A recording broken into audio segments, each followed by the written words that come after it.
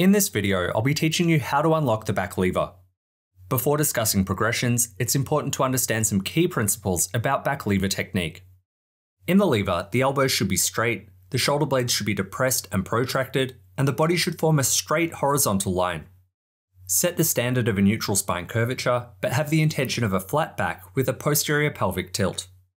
The back lever can be done on rings or a bar, and is generally easier on rings. This is because as you enter the skill, you don't have to navigate a bar between your hands. You can use a pronated pull-up grip, a supinated chin-up grip, or positions in between. As the supinated grip is more stressful than the biceps, I recommend starting with a pronated grip or the position that feels most comfortable.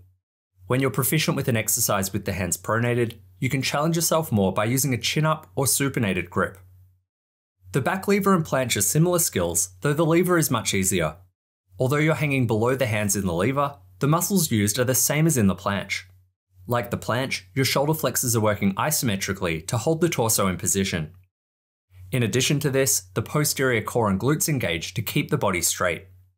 The difference between these two skills is merely the shoulder angle. In the planche, the shoulders are flexed with the hands in front of the body, whereas in the lever, they're extended and behind the body.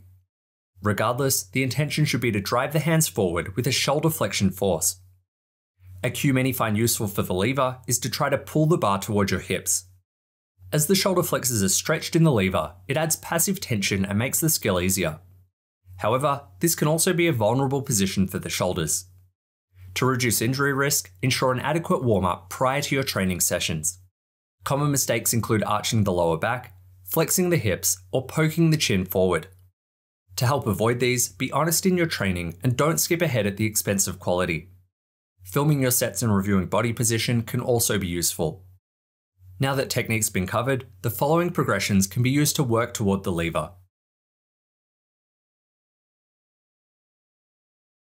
The German hang will develop strength and reserves immobility for the back lever. To perform this, hang from rings and pull through into a shoulder extension stretch. Go as far as you feel comfortable and build to holding this for 20 seconds. Doing this exercise dynamically through full range is called the skin the cat. Build to performing this for sets of 5 repetitions. I encourage you to practice both the static and dynamic variations before moving on to the next progressions. If these feel intimidating, you can set the rings low and start by performing them with your feet on the ground. Try to be as light through the toes as possible, and over time, build to the unassisted variations.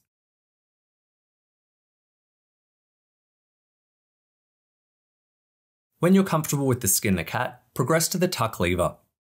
To perform this, lower as you would for a German hang, but stop when the hips and shoulders are level. The spine can round, and the hips and knees can tuck maximally.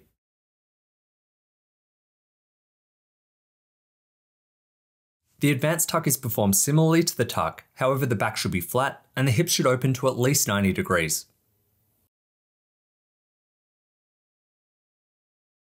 Progressing from the advanced tuck can be done with the straddle or single leg variations. Choose the option that feels most comfortable. To do the closed hip straddle, open and straighten the legs, but allow a 45-degree bend in the hips. To do the single leg progression, straighten one leg so it's in line with the body, with the other leg tucked maximally. To progress to the open hip straddle, have the legs split, but keep the thighs level with the torso. If you were using the single leg previously, this can be progressed to the advanced single leg by extending the bent leg slightly. In the advanced single leg, the foot of the bent limb is now next to the opposite knee. The final level is the full variation with both legs straight and together. Here you want to form a perfectly straight horizontal line. To train the lever, select a level you can hold for 10 to 20 seconds and perform 3 to 4 sets at least twice per week. In addition to static holds, lever raises can help build strength through range and speed progress. These can be done with any of the progressions outlined and lowering to horizontal or through a greater range of movement. Only go as far as you feel comfortable and avoid painful positions. Following static holds, I like to do these for 3 to 4 sets of 5 to 8 reps. You can also do band-assisted versions of both of these exercises to help bridge the gap between levels.